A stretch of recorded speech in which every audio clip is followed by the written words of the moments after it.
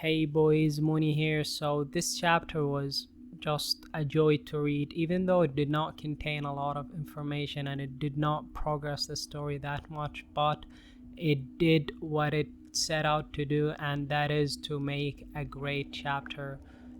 The chapter itself was not, as I said, packed with information, even though it had a lot of character moments.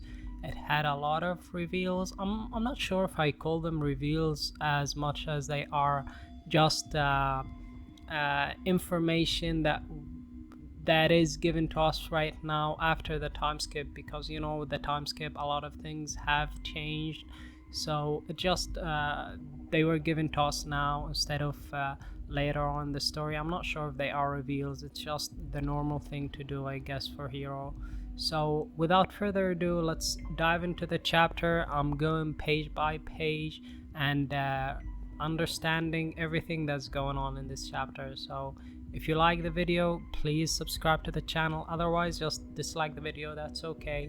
And if my voice sounds a bit drained and tired, I'm sorry, because I've been in a lot of social interactions today. I've talked a lot and I'm drained mentally and socially, so my voice is a bit dead and without energy. I apologize for that, but we move on. So in this week we get in the cover page contest. You could say it's a mukbang contest or a food challenge contest between Couchbo and my girl Rebecca, and it's so fun to see them like that. I know a lot of people are upset about Couchbo's existence in the story, and I was one of them until I realized that she has a purpose, which is to help Rebecca grow out her channel even more, even though she achieved her dream. But still she has also the role of the comedy relief, the comic relief. You need that more than ever right now in Eden Zero, because of how bleak everything is and how dark the story is getting, and how we're moving from one serious event to the next without a break, without a rest or anything. We're just moving from one serious thing to the other. We need some character that relieves that stress, and Couchbo fulfills that role along with Muskoy and Happy as well, even though Happy was a bit serious in the past two chapters, but it still was a great thing to see, and this cover page was amazing. So please don't hate on Couchbo. Just understand that she's not there to annoy anyone. She's just there to be herself, basically. Don't hate on her, please. So the chapter starts with Garak Nola looking mad with that design. I did not expect her to look like that under the hood. Like, I expected her to look like a dragon, like she would have some dragon-like features, but it seems like Hero's going abstract with this. She looks more like a cat to me than a dragon. So she starts asking Ziggy, would SHiki make it this far, and how would you feel if he made it this far, and why are you so obsessed about killing SHiki?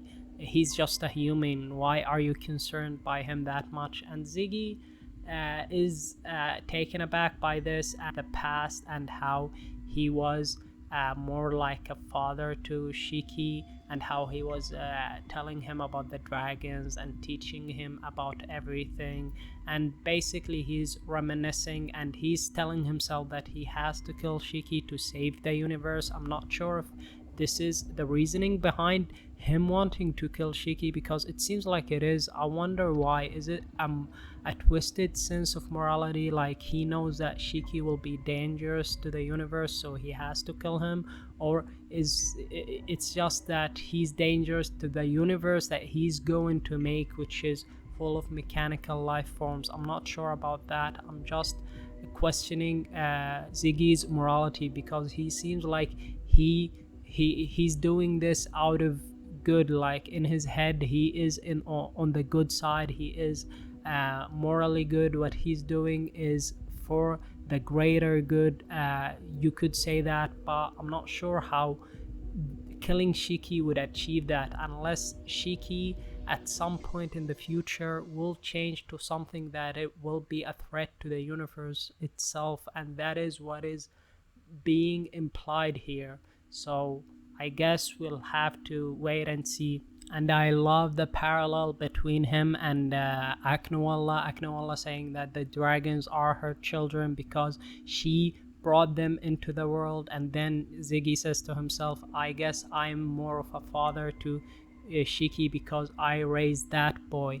And then Aknawalla asks him, why did you raise him? Why did you teach him these aspirations, these principles, these teachings that you left him with, that set him into the universe, set him to adventure and go on, out to space and make friends and be what he is right now? Why did you teach him that if you thought that he would be a threat to the universe? Why did you do that? And here Ziggy is more like he's not sure himself. He's saying that Shiki will be a threat to the universe, so I had to kill him no matter what. And I just love that parallel, and I also love that Ziggy, I'm guessing, and that's just my interpretation of the scene. He seems like he has some feelings for Shiki, because he's saying that I'm reminiscing about the boy that I raised, who I'm about to kill. So I'm guessing that he feels some kind of sentiment toward Shiki still, but he is going through with the killing, he is going through with the destruction, he is going through with this process, which is in his head seems like he's doing it out of good, like out of the greater good, out of achieving a net positive at the end. So I'm not sure what Ziggy's end game is here, but it sure is complex, and it sure is painting him into this complex character, which is just amazing, with the character design, the motives, the backstory, the uh, the entire the entire character of Ziggy is just amazing. Like it's such a joy to read Ziggy's character and see him interact with other characters, because Hero's taken great attention to how he's portraying Ziggy and how he's dealing with him and how he's drawing him and how he's using him from one page to the next, from one story event to the next. It just seems like Ziggy is this greater than life figure that is just seems like it's just amazing. I Now I guess I'll tackle the hermit portion of the story and her feat in this chapter, because she did something amazing in this chapter. So we see the crew struggling with the dragons, and they are not doing much to them. They are not even leaving marks on them, because they said that these dragons are way tougher than the dragons that were at the Dragonfall. So I guess it just Aknawalla did some modifications to them that made them stronger. I'm not sure how that works, but we'll roll with it. Then we see that Holy actually has some anti-dragon ether bullets, and she commands her fleet to fire those bullets, and she actually, or cannons, actually they are cannons, and she actually kills a lot of dragons. And then because she's proud and everything, she's telling them, okay, we'll just keep at it. But the fleet is saying that they can't actually take them all, because it will take time and they don't have the resources. So Hermit here does an amazing feat. Like, it is just amazing what she did. She read that ether, and she tried to configure the cannons within the Eden Zero and everything. She's basically analyzing the ether, and she tried to make an analysis of that ether and a configuration of that ether. She basically written down everything in a program, I think, or something, and sent it to every spaceship on the battle that are that is on our side, basically, to Elsie's ships, to our ships, to everyone, basically. And that program that she did, I'm guessing it's a program, or a code or something. She sent it to them. That program will configure the ether within the ship, within the cannons of the ship, to have some anti-dragon characteristics that will affect the dragons themselves. So that is just an amazing feat. She basically analyzed an ether and tried to replicate it. Can you imagine that? Holy said that it took them years to come up with this technology, and Hermit did this in seconds. So this is a feat for her. So shout outs to my girl, like, good job, Hermit. I know I give you a lot of shit because she's not my favorite character, but she did something amazing here and she needs to be applauded. So good job, Hermit. But even so, with all of this, even so with all these resources that have been given to the crew, they still cannot take them head on, because it takes way too much resources, or so Killane says. It needs to be used close up, because she said, Hermit said that this type of ether is configured in a way that be would be best utilized in a close combat situation. So here comes my girl Homura, and here comes the best part of the chapter. Homura basically has a night gear that resembles Valkyrie, and the poetry in this imagery here, it's so poetic that Homura gets a night gear that resembles Valkyrie, and she is the Sword of Edens. Basically, she's saying that even though I'm not that good of a marksman, I still am useful to the crew with this night gear. She goes on and she uses her ether gear, but because of because of that exchange code that Hermit has sent to them, she can now use this her ether gear, I guess, coated with that ether that has some anti-dragon properties. So she now can damage the dragons, and she fucking took them all on with a fucking one full-on attack that she named it, I think, the Dragonfall something. I'm not sure of the name itself, but it was so cool. The double spread itself was amazing. Everything about that sequence was beautiful and poetic, because if you know Homura and how much she struggled, it is just so it's so beautiful to see her like that.